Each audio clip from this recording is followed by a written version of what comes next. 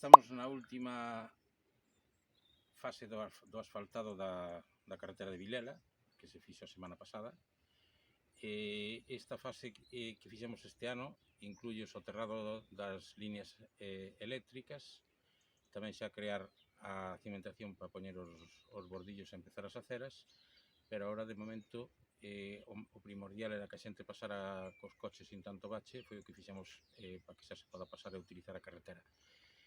Chegaremos ao largo do próximo ano xa hasta o final, que será Tintores, con outra fase de outros 750 metros dunha forma e outros 750 metros doutra, me queda kilómetro e medio para chegar ali. Agora nos próximos días pintarase e xa empezaremos a colocar o bordillo e facer a cera por o lado subindo hacia Vilela por o lado dereito. Cando teñamos terminado por o lado dereito, pues empezaremos co lado izquierdo para non ir generando grandes problemas. Temos tres obras, como xe dixen, unha primeira que ten 48.000 euros, que foi o soterrado das líneas eléctricas e de telecomunicacións e ao generar a cimentación para colocar os bordillos.